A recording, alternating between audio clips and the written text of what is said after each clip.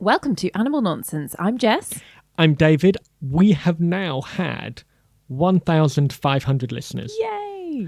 It's around the size of 3 medium-sized West End theatres full, That's if you got the people amazing. together, which is really lovely. And so we're really grateful. Yeah, thank you.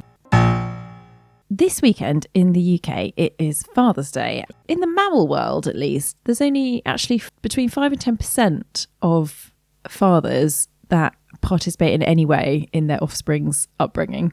I'd always wondered about certain insects, if they did anything, or if there's such an enormous number, they just thought, look, I can't... You know, sometimes in the extended families, right, you're not all getting an Easter card anymore. Because they've had 350,000 babies or something. And I wondered if just for practical reasons you might get, if you have a large crop of children, if it's just, I'm not looking after all of you. I do actually have an insect on my list, the giant waterbugs, which are also known as toe biters. With the giant waterbugs, it's actually the males that carry and care for the eggs.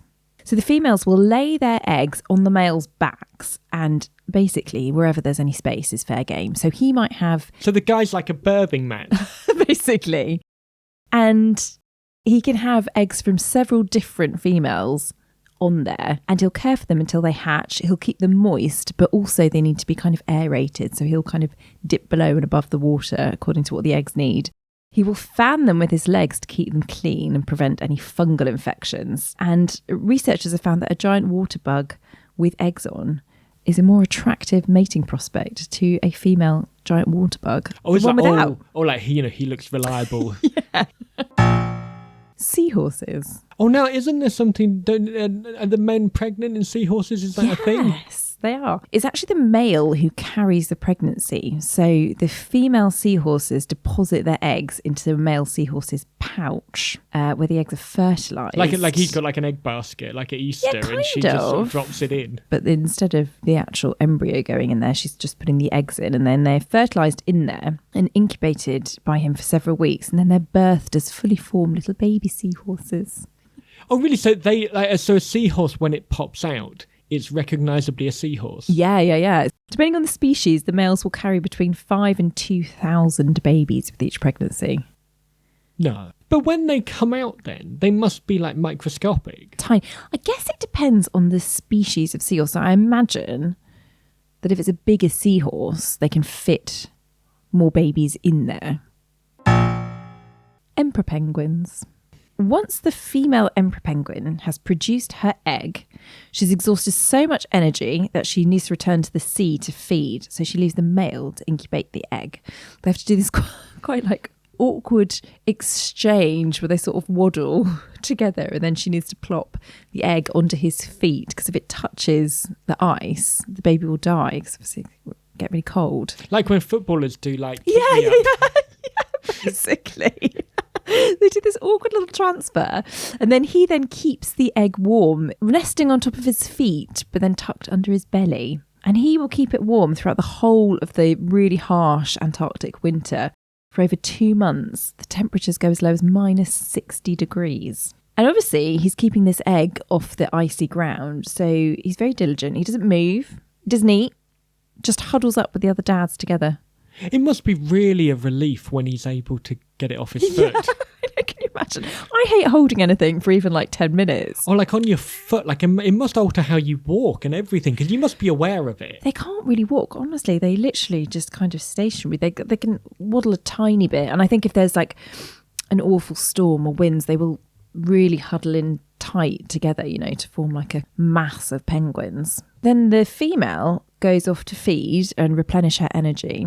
If the chick hatches before the female's returned, then the father emperor penguin will feed it with a type of crop milk. The crop is part of the esophagus in a bird. It's almost like their stomach, and they produce a secretion that the babies can... It sounds absolutely vile. Fishy, cream cheesy, blah. And then the female returns and she relieves him from his parenting duties, so then he can go off and hunt, because he's not eaten for about 4 months by this point. If he's not eaten for 4 months and he's had something on his foot, he's going to be a bit moody. Next on my list is a tortoise called Diego. Just one tortoise in particular? Just one. Well, kind of two. There's another tortoise called E5. Diego is a Hood Island giant tortoise. He's thought to have hatched on Hispaniola Island, and these Hood Island giant tortoises were declared critically endangered in the 1960s, with only 12 females and 3 males found left on the island. So, in a bid to save the species, a breeding program was set up. Diego, at this point, had been captured as a young adult, and he was being exhibited in a zoo in the States. No one was quite sure exactly what species of tortoise he was. So his DNA was tested, and when it was found that he was one of these incredibly rare Hood Island tortoises, he became part of this breeding program. Now, Diego, along with another captive tortoise called E5, fathered over 900 offspring. And between the two of them, single-handedly helped to up that population to there's now around 2,000 individuals. Good on them. Good on Diego, yeah. I mean, say what you want about Diego, but he was certainly fertile. He apparently he was very vocal, which made him during the act of... Yes, which made him very popular with the lady tortoises. Oh, right. They thought, he's involved. Apparently it's very alluring, yeah. And in 2020, he was retired back to Hispaniola Island. I would expect he'd have to retire after all this. He's been exhausted after that.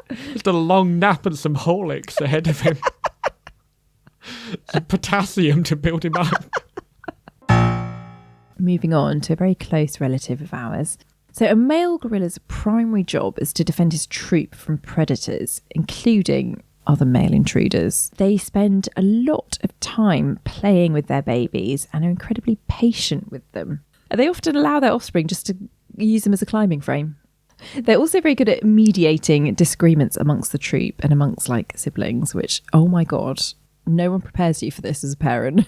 If you have more than one child, the amount of time you will spend just as a referee. Right, I told you that was your brother's banana. Yeah, exactly. Oh, the babies watch and learn from their father, who plays a really important role in their socialisation. He even supports their weaning and allows his babies to sleep in his nest. A study by the African Conservation Foundation discovered that males who showed more care towards their babies had more babies, leading scientists to deduce that females prefer to mate with males that are diligent parents. Okay. It's not just he had kids and liked it and wanted more. It's hard to tell cause and effect, isn't it? Like Joe Jackson just popped out loads of kids. He had 8 or 9. Yeah, he fathered the Jackson 5 and Janet, and then there's a younger one as well. But he was horrible, wasn't he? And which begs the question, why so many? You think, say if you had one and really didn't like it, okay, you gave it a go and were bad at it. But to keep on going, if you really didn't like them or you were going to give them a hard time, why have 9? I guess as well, it's sort of habit forming. If you've got big families around you, then that's normal, and then you feel it probably taps into your ego. My older brother had 9 children, I've got to have 10. Do you know what I mean? I'm sure there's elements of that go into it. I think if you've come from a massive family, then personally, at 2 children, I feel like I'm at capacity, and I know some people do marvellously with loads of children, but I just feel like I don't have the brain capacity for it. Well, my auntie's best friend, I think she was one of 11. God. But I don't think anyone ever went hungry or whatever, but it was but the home was like a military operation. Yeah. Everyone had their own seat. Everyone ate at certain times with certain, because you couldn't feed everyone at once. Yeah. You would have to do it in shifts. Yeah. And everyone went in a particular order. Everyone had their own knife and fork, and everything was done, but it was there was no real relaxation. No. There was no real spontaneity, because you just couldn't get everything done. Get everyone out for a day out all in one go. You'd need a minibus, wouldn't you? Or public transport, but the house as well. You must have. Because none of the 11, house. When you're little, you're not all going to be tidy, are you? That's not the way they operate. It's just my stuff's going to be wherever I want it to be. Yeah. So 11 would be a lot. I cannot imagine making 11 packed lunches, or do you know 11 PE kits, or 11 of them juice boxes, and then 3 of them the straws already dropped off, so they're useless. You go to the supermarket, do a massive shop, and it would last you it's got an hour. day. You got to go back again. Yeah. You must just do it every day.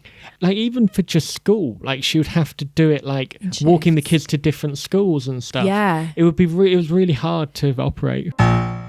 Clownfish, immortalised in Finding Nemo. You've seen Finding Nemo, right? That's right, yeah. Okay. It's one of them where there's like a lot of orphans early on. Yeah, I mean, the opening scene, like all the nest gets obliterated apart from one egg. Thanks, which is Disney. Nemo. Yeah.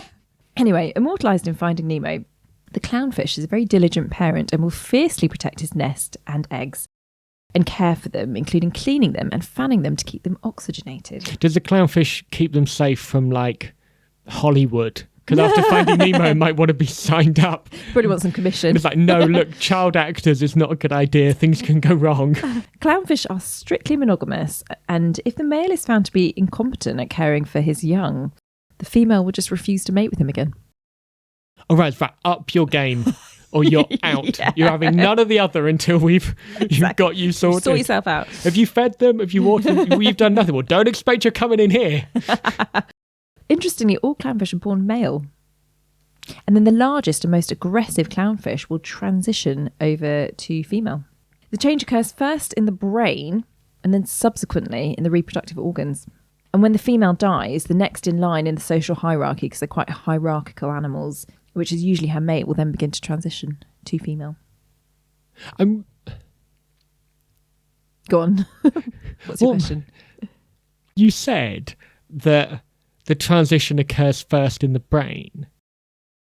I don't know how you'd know that. Because isn't that really interesting? Like, how do you know a fish has thought, oh, I don't think wouldn't it's necessarily mind its him. thoughts. I think it's more like the brain chemistry and brain structure alters Right. in a physical way before the sexual organs change. Right, so it's not like waking up It was- and feeling like it was I'm in the growing wrong up body. and things were altering and Yeah. stuff. Yeah. Okay, so that makes much more sense to me. I don't think they've like filled out a questionnaire or anything. All right, so that makes more sense to me. Arowanas, hardhead catfish and cardinal fish, these are all mouth brooders, which means they keep their eggs safe in their mouths until they hatch. Once the female's laid eggs, the male fertilises them, scoops them up in their mouth and keeps them safe until they hatch. Obviously, they cannot feed while they're incubating their eggs, so they will go for days and days and days without eating. Arowanas have been known to accidentally swallow their young if they're startled. Electus parrots follow a system called, now bear with me, polygynandry, which is a way of sort of collectively raising their young. So the males will travel for long distances to court and mate with multiple nesting females during the mating season. And the females will mate with several partners as well. So the females will then stay in their nesting cavities and protect their eggs for most of the year, and they're entirely 100% reliant on the males to bring them food. And the males will often fly for kilometres a day between several nests, delivering food to multiple partners, including females that they may not have actually fathered the chicks to. And is that like, hey, you might want to one day, look at what I've given you? I think it's a case of like, by mating with multiple males, the females ensure they've got enough males dropping by to bring them food. Right. And then the male parrots will feed kind of everyone who they've mated with, even if they might not have necessarily fathered that offspring. Right, time for a good news roundup. Beavers have prevented flooding in London. Greenford Tube Station would often flood during heavy rains as a result of climate change. The heavy rain would cause a nearby creek to overflow. In 2023, a family of 5 beavers was introduced and within weeks had built a dam in the creek, causing it to pool into a pond. The beavers have also created new pathways and tributaries that have diverted water away from the main creek. The beavers have also expanded the area's biodiversity. Rio, a blue and gold macaw who was being kept on display in a Manchester restaurant, has been freed by parrot rescue. Rio was forced to live in a glass cage in the middle of a busy restaurant, subjected to loud music and lots of people all day. The parrot was surrendered following a petition and social media campaign to free Rio. And lastly, puffins, which are listed as vulnerable to extinction, have been recorded in record numbers this year on a small island off the coast of Wales. Join us for more animal nonsense.